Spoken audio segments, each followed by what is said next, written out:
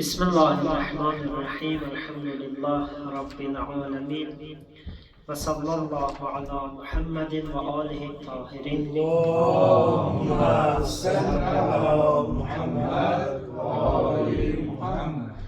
Rabbi şrahli sadri ve yessirli emri ve hlul ugdeten min lisani yefkahu kavli. Ve bi sultanikellezi ala kulle şey. Dua qeyd elədik ki, insanın Allahla rabitəsidir. Allahla ünsiyyət yaratmasıdır. Onu insan səmimi olmalıdır bu ünsiyyət yaratmada. Həqiqi ünsiyyət yaratmalıdır. Bu olsa Allah insana etina edir. Allahın insana etina etməsinin səbəblərindən başlıcası budur. Hətta Allah Teala kafirlərə buna görə, müşriklərə buna görə nəzər edir, yəni dualarına görə. İndi bir adam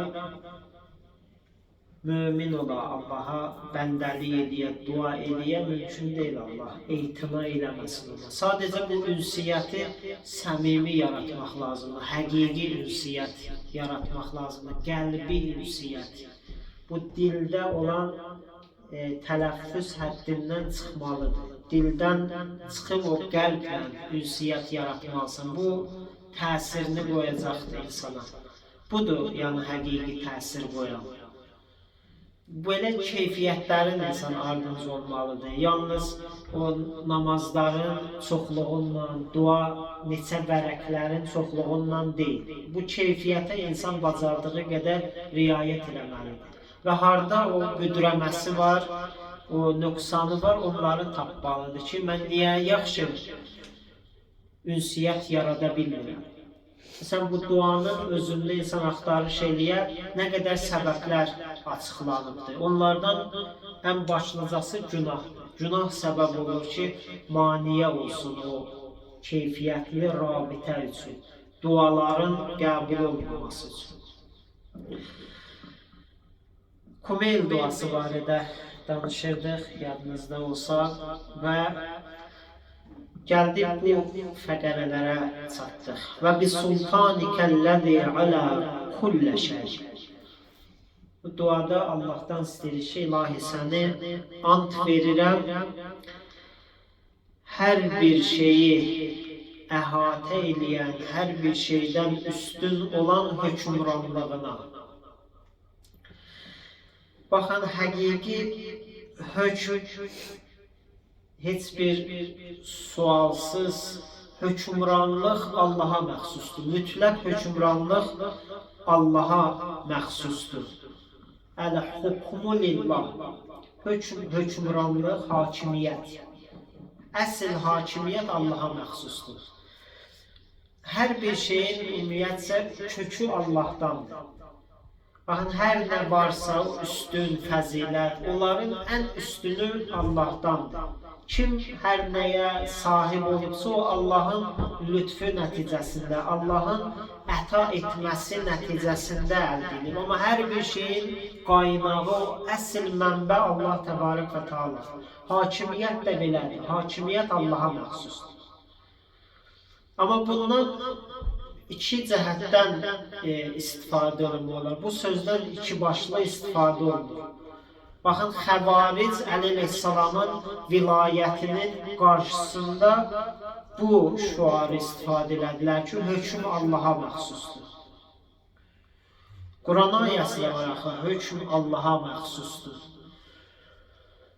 Baxın, bu Quranda işarə olunan hakimiyyət mütləq hakimiyyətdir. Hər bir şeyin o bayaq dediyi kökü, qaynağı Allahdan olduğu kimi bu hakimiyyətin də kökü Allaha məxsusdur. Quranda qeyd olunan bu mənadadır. Yəni insan bilməlidir ki, o hakimiyyət haqqı Allahdandır. Amma Allah bu haqqı bəzilərinə verir. Baxın, xəvariclərin o sui-istifadəsi bu birisi məsələni görməməzlikdən gəlməkdir.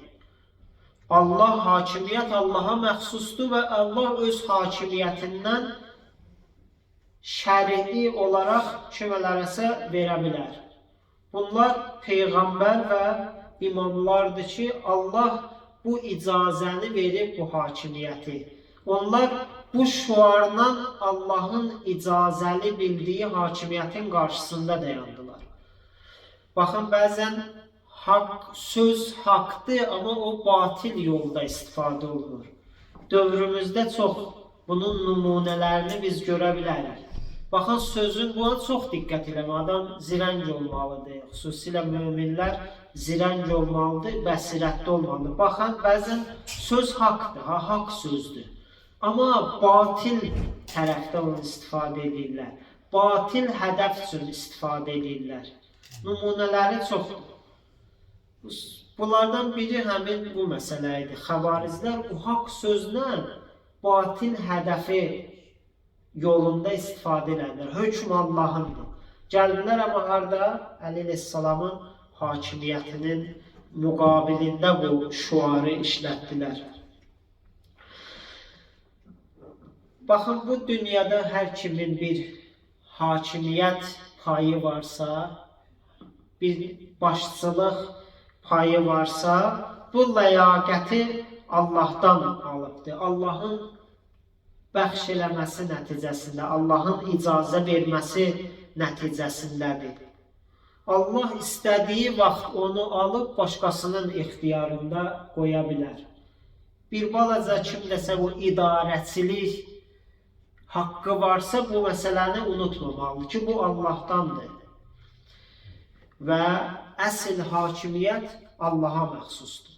Ona görə bu başçılıq hər sahədə olsun, bunun kiçiyindən tutmuş, böyüyə kimi nümunələri var.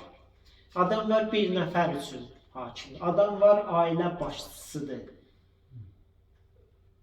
Uşaqları üçün, xanımı üçün başçıdır. Adam var bir dənə bir yerdə şirkəti var, orada başçıdır. Bunun müxtəlif nümunələri var.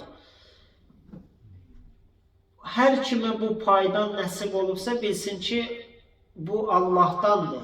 Və ona görə bu hakimiyyətdə ədalət və ehsanla rəftar eləməlidir. Çünki Allah hakimdir, hökm Allaha məxsusdur. Allah ədalətlə, ehsanla hakimiyyət edir. Və hər kimdə bu varsa, bu nümunəni Allahdan götürüb bununla eləməlidir. Əks halda onun hədislərdə o qədər şiddətli məzəmmət var, sırf bu məsələyə görə. Birində o başçılıq var, ədalətsizlik elədi, ədalətlə, ehsanla rəftar eləmədi, Allah onu cəzalandıracaq. Şiddətli cəzalandıracaq. İndi hərənin öz həddinə görə, öz səviyyəsinə görə, öz başçılığına görə. İnsan hər postda olur olsun, unutmamalıdır ki, ondan böyük biri var, ondan böyük biri var və bu ardıcıllıq gedir Allaha çatır. Əl-hukmu lillah mənası budur. Yəni o son mərhələ ki var, o Allahda dayanır. Allah bir gün bir nəfər bir başçını ondan yuxarıdakı başçı bir vaxtı cəzalandırır, icra eləməyəndə. Ondan böyük o birisini cəzalandırır. Eləcə də bu məsələ gedir, yekunlaşır. Bunu insan birində bir başçılıq, bir xüsusiyyəti varsa, bunu unutmamalıdır ki, o gedib nəhayət çatacaq Allaha. Əgər ədalətlə, ehsanla rəftar eləməsə, ədalət nədir? Ədalət hər şeyə öz yerində qərar vermək, hər kəsə öz haqqını vermək, hər haqq sahibinə öz haqqını vermək. Ehsan isə bəzən ədalətdən, məsələn, ailədə gərək ehsanla rəftar eləyəsən. Ailədə onun, məsələn, deyək ki, haqqı budur, mən elə ancaq ədalətlə əməl eləyim, bu alınmır. Bu ailədə gərək ədalət deyil, ehsanla, yaxşılıqla, o bəzən insanın haqqından keçməyinlə rəftar edir. Dostluq da belədir. Dostluqlarda da insan gərək tam elə o mənə necədir, mən də ona elə olum. Bu ədalət, bilirsiniz, bu ədalətdən daha üstündür ehsan. Hakimlərin etməli olduğu, icra etməli olduğu, yiyələnməli olduğu ən önəmli məsələ budur. Ədalət və ehsan. Bununla əməl etməlidirlər. Deməli, hökm Allaha məxsusdur. Allahı bu duada and veririk və bunları niyə biz izah edirik bu qədər? Bu duanı oxuyanda bu mənalara diqqət edək. Məsələn, sifətlərdən biri hər şeyi əhatə edən Allahın rəhməti idi. Bu barədə danışdıq. Allahın qüdrəti, Allahın əzəməti, Allahın hakimiyyəti. Bunlara ki biz Allahı and veririk, bunu gərək bir inanc kimi də bizdə formalaşsın. Bilək ki, bu hakimiyyət Allaha məxsusdur. Allah bu hakimiyyəti, öz hakimiyyət ki Allaha məxsusdur. Allahın haqqı var bu hakimiyyəti kiməsə versin. Biz baxın, ona görə peyğəmbərləri başçı bilirik. Nə üçün? Allah bu ixtiyarı verib onlara. Peyğəmbərdən sonra hətta imamların da başçılığını Allah təyin edib. Bizim inancımız, möhkəm inancımız budur ki, Allahın höccəti ki, imam ki deyir, imam yəni başçı, öncül, başçı. Bu başçılıq deyirik, təyini Allah tərəfindəndir. Ona görə inancımız budur ki, bizim imamların hər birini Allah təyin edir.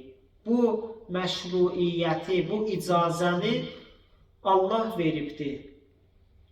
Ona görə Allahın təyin etmədiyi, ya xüsusi olaraq, ya ümumi olaraq təyin etmədiyi başçı hakimiyyətə layiq deyil. İlahi hakimiyyət onun haqqı deyil.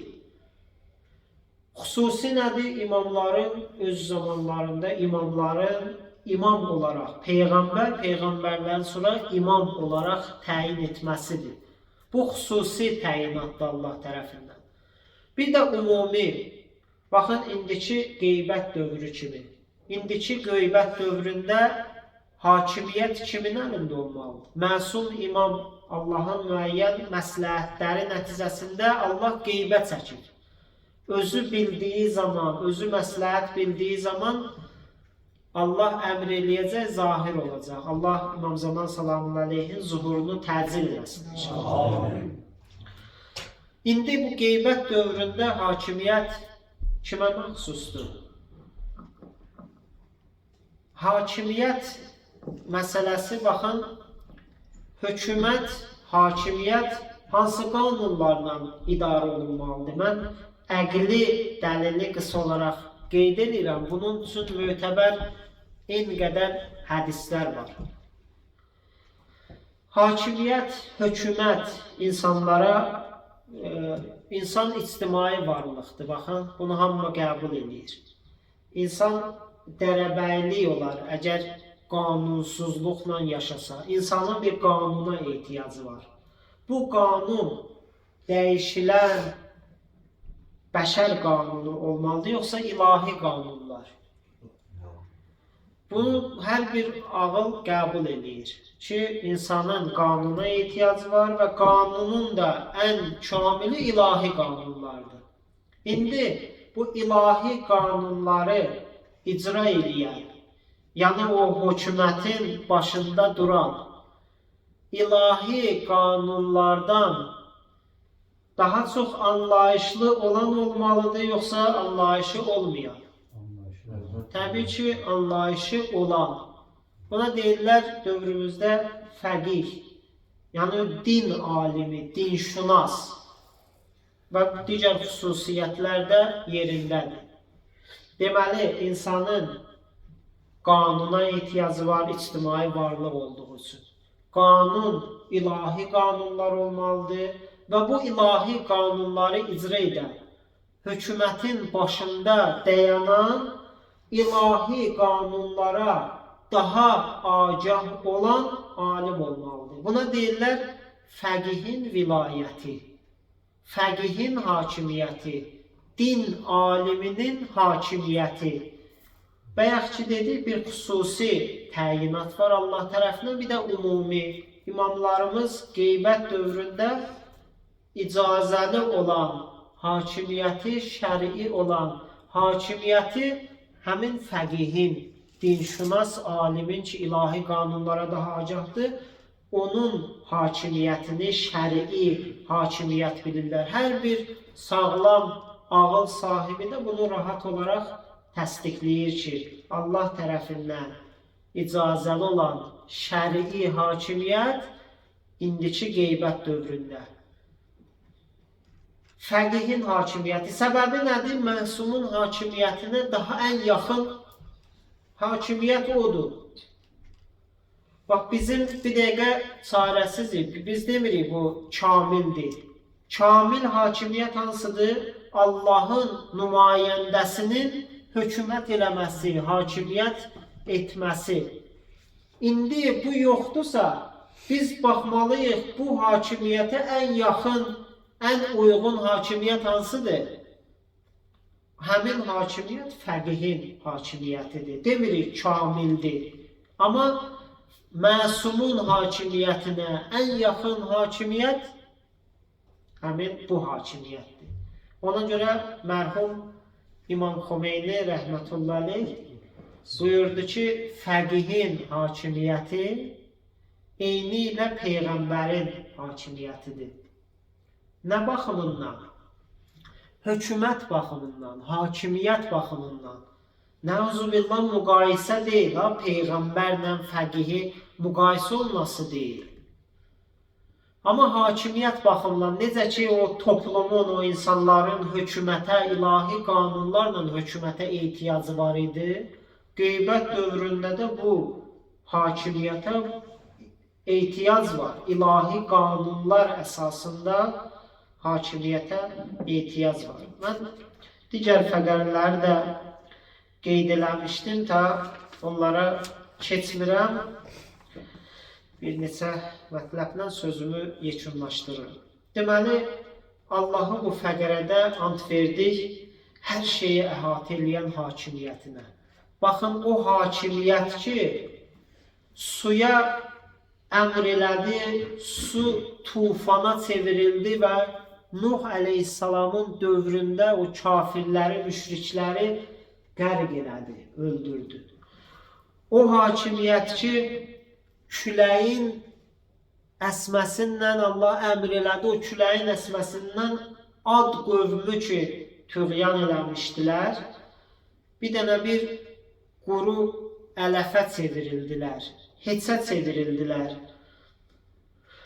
O hakimiyyət ki, bir çox rəvayətlərə görə Nil çayına əmr eləyir, o Nil çayı Firon və onun təkəbbürlü Firon və onun təkəbbürlü qövmünü suya qərq edir. Bu hakimiyyət yaddan çıxmamalıdır. Dua oxuyan, Kumeyl duası oxuyan bunu nəzərə almalıdır ki, əsl hakim odur. Qiyamət günü o həm şahiddir, həm hakimdir. Əleyhissalamın sözüdür. Çox təsirli, çox düşündürücü, çox insan üçün lazım olan, xüsusilə başçılara. Bayaq qeyd elədim, bu başçılıq ailə başçılığından tutmuş, müəyyən postlar ölkə başçısına kimi hər kəsə şamil olur. Hər bir başçılığa hansı həddə insan sahibdir, unutmamalıdır ki, bu günün sabahı var. O sabahın hakimi bu günün şahididir. Bu gün şahidlik eləyəndir bütün o şeylərə. Sabah əsl hökumət onun əlində olacaq. Əsl hakimiyyət onun əlində olacaq. Allah inşallah aqibət və axirətimizi xeyirli qərar versin. Allah Teala inşallah İmam Zaman salamun aleyhin zuhurunu təcil eləsin. Amin. O Həzrətin gəlişindən yer üzündə zülmün, fəsadın kökünü kəssin inşallah. Allah Teala dünyanın hər bir yerində məzlum xalqlar var, insanlar var. Allah hər birinə yar olsun. Amin. Allah Teala müsəlmanları qalib eləsin. Amin. Allah Teala İslam bayrağını bütün bayraqlardan üstün eləsin. Amin. Allah Teala dünyanın hər bir yerində hidayət olmayan zalimlar var, məhv nabud eləsin. Başda Amerika və İsrail olmaqla bütün hegemon qüvvələri Allah Taala tezliklə xar və zəlil eləsin. Amin. Allah bizim aqibətimizi xeyirli qərar versin. Allah Taala İslam dininin əvvəlindən indiyənə kimi xüsusilə müqavimət yolunda, İslamın güclənməsi yolunda canından keçən şəhidlərimizə rəhmət eləsin. Amin. Allah Taala ruhlarını bizə və məscidimizə duaçı qərar versin inşallah. Amin. Allah Taala layiq bildiklərini və bizi də o layiqlərdən bilsin.